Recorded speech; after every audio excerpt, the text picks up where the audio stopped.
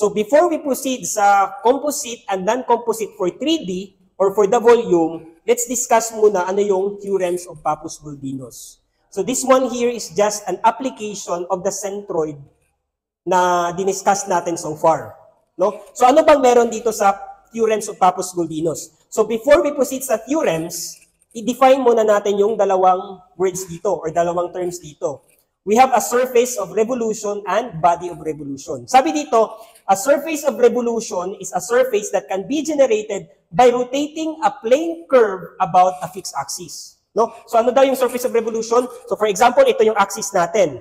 If I have this line, ayan, yung surface of revolution natin, kapag ito siya, pinaikot ko, ayan, ano yung mapo-form niya?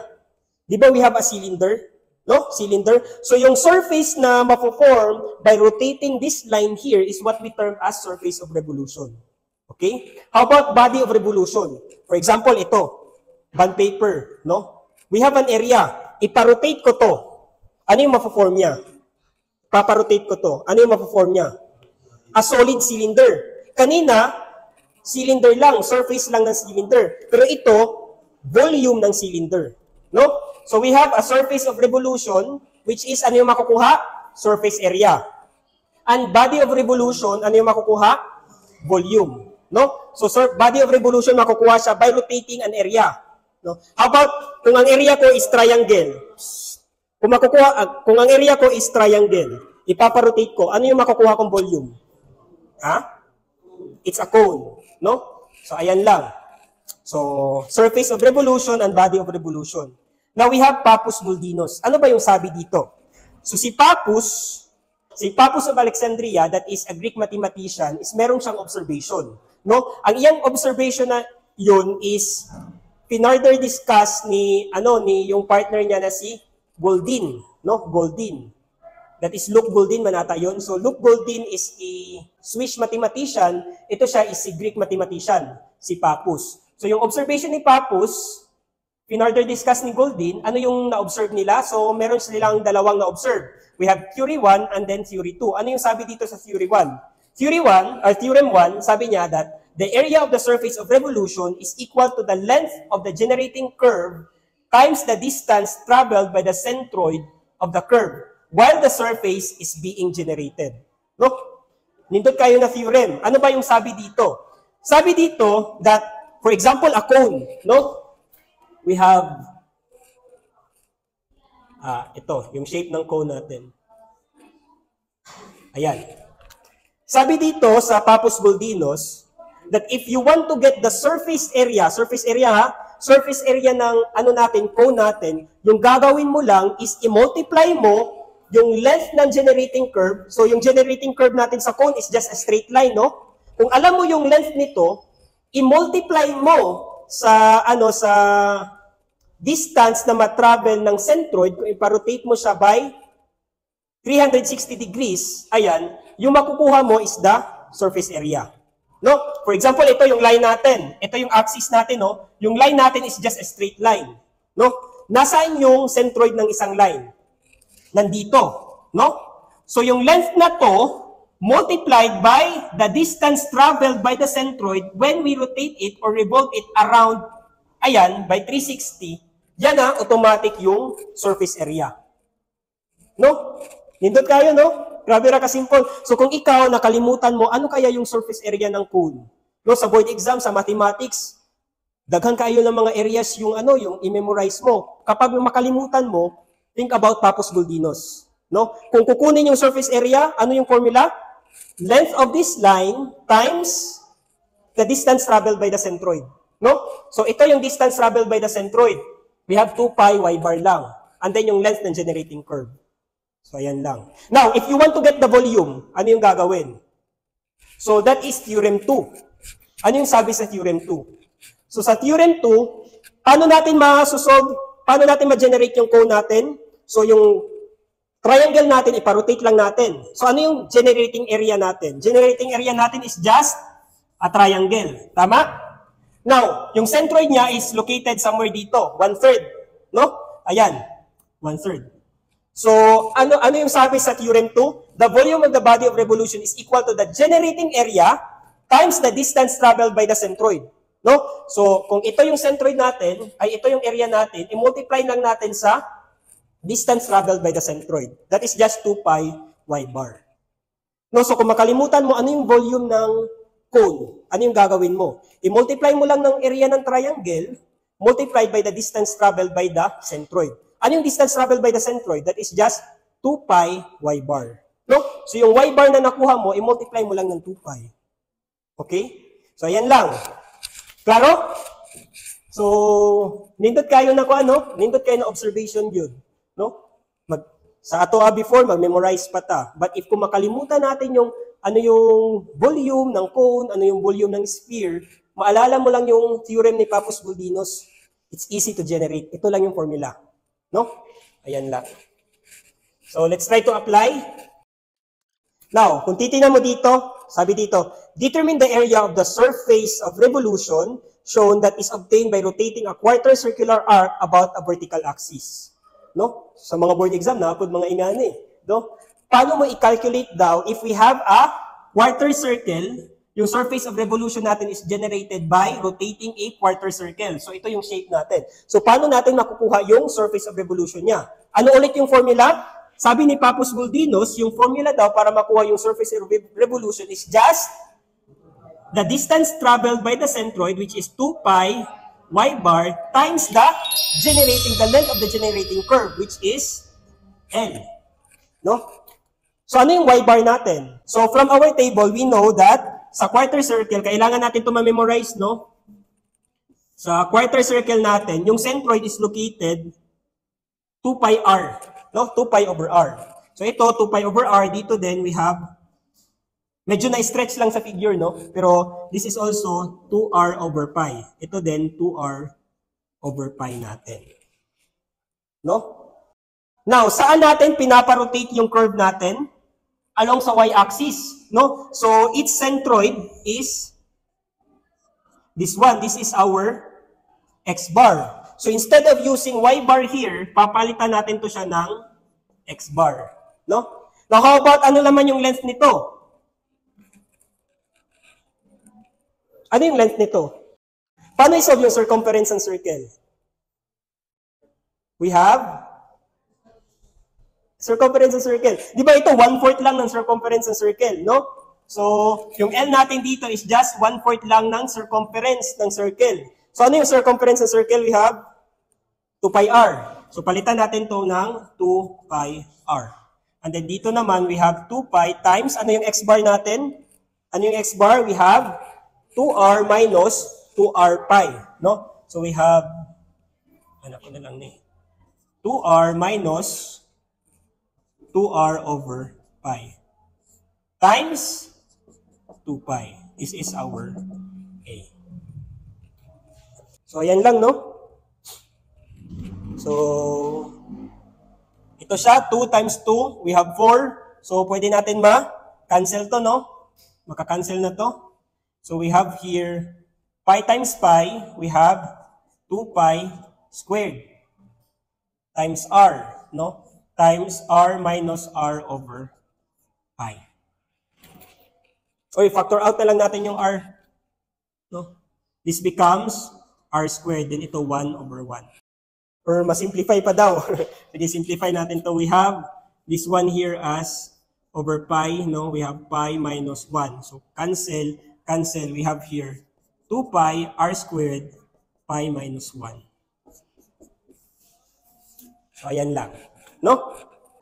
So, let's have this one. Now, ito. Kung ipaparotate ko to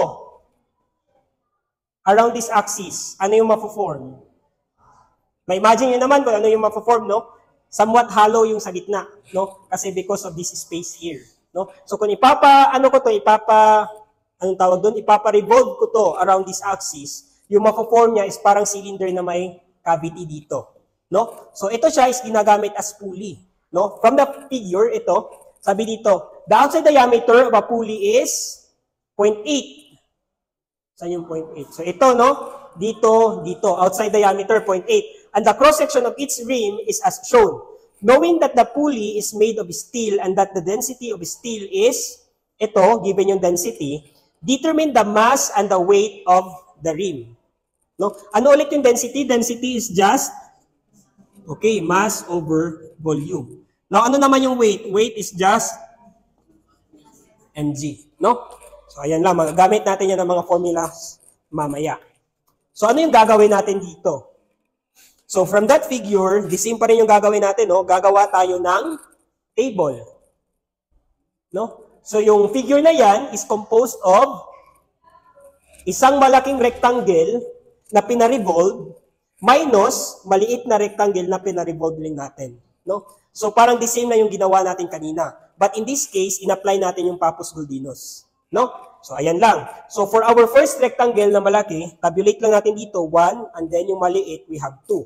So, to get the area ng generating, anong tawag doon? Generating area, no? So, ano yung area nito? We have 50 times 100. Tama? That is 5,000 lang. We have positive, no? Kasi solid. And then ito, minus. So, ano yung area niya? We have 30 times 60, no? So, we have minus, pila? 1,800.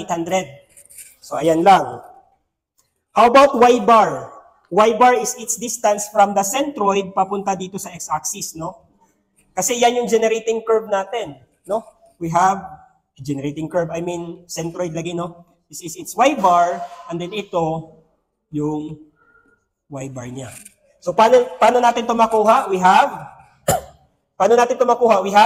400 minus half nito. Ano yung half nito?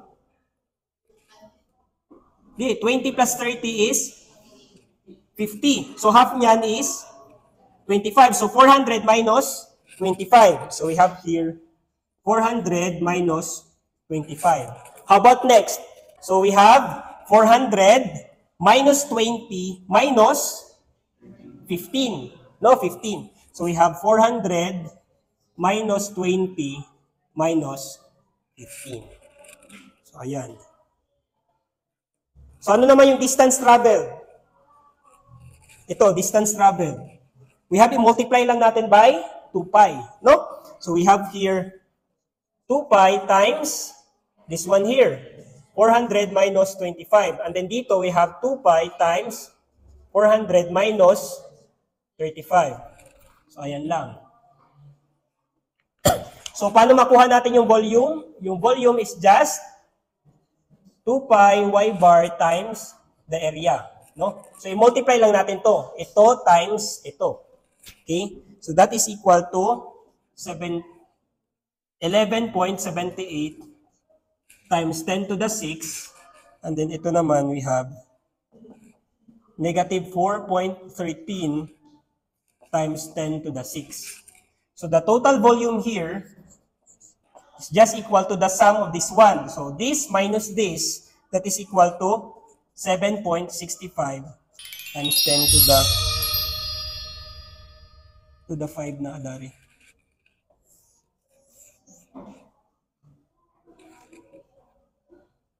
To the 6.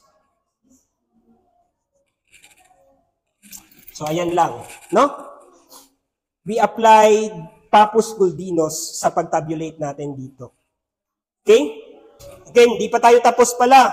Yung nakuha natin is volume pa lang. Yung hinahanap sa problem is ano daw yung mass. No? Ano yung formula ng mass natin? Mass is just density times volume. So, yung mass natin kanina is nakuha na natin, no? Given yan sa problem. Yung density niya is 7.85 times 10 to the 3. And then yung volume natin na nakuha is from here. We have 7.65 times 10 to the 6. I-multiply natin yan. The mass is just equal to 60 kilogram. Now, to get the weight, paano natin kunin yung weight? We have m times g. No? So, that is just 60 times 9.81. So, the weight is just equal to 589 newtons. So, ayan lang.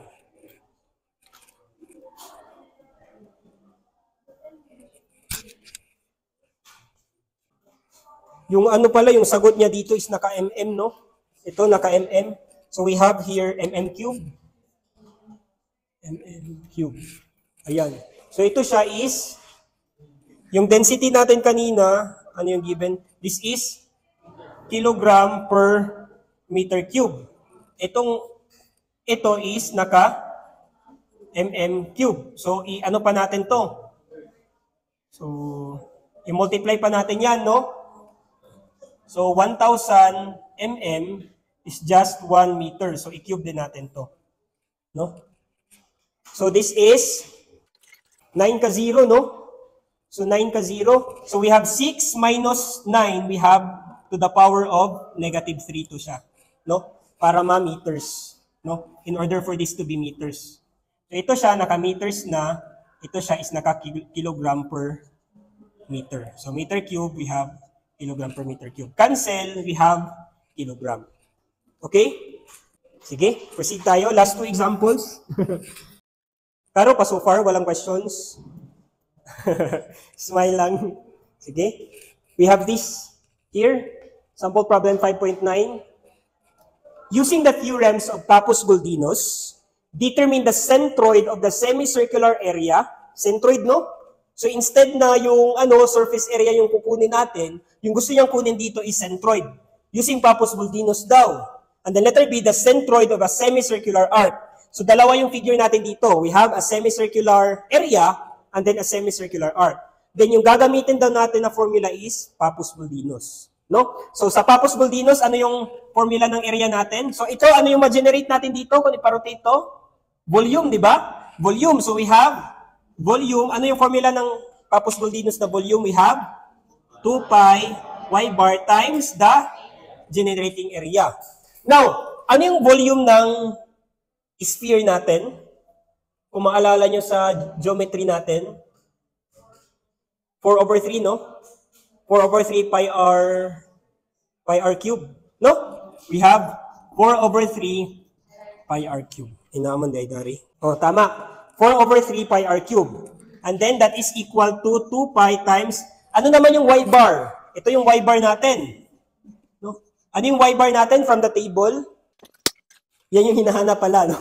Yan yung hinahanap. Y bar, sorry. Yan yung hinahanap, Y bar. Ano naman yung generating area natin? Generating area natin is a semicircular area. So that is 1/2 of the circle. So we have 1/2 pi r squared. So ayan lang, no? So yung Y bar natin dito, yan yung hinahanap. So this one here, cancel, cancel. Makakancel yung pi. So ayan, makakancel yung r squared, no? R na lang yung matitira. So therefore, ano yung result dito? We have 4/3 r over pi. Tama ba? So ayan lang, tama. No? 4r over 3 pi. How about yung centroid daw nitong semicircular arc? So ano yung, kung ipa-revolve natin to, ano yung makukuha natin? Surface area ng sphere, no? So ano yung Pappus-Guldinus nito? We have 2 pi y bar times the generating length, no? So ano yung area, surface area ng sphere? Hindi natin alam, no? We have 4 pi r squared. 4 pi r squared is equal to 2 pi times y bar times ano naman yung length of arc nito? That is 1/2 ng circumference ng circle. Tama? So 1/2 ng, ano yung circumference ng circle? 2 pi r. So cancel, cancel. Ha? Ay naman di ay, no? Di ba 2 pi r ang circumference? Ay, surface area. Okay. 4 pala, 4. Ito, 4. Tama. So, ayan. Ano lang, no? Pi, pi. And then, ito din, pi dito. Pi is makakancel. Itong r squared, makakancel to. Wala na, no? So, yung y bar natin, ito din, makakancel pala. 2 na lang yung matitira dito. So, y bar is just 2r over pi. So, ayan lang. 2r over pi.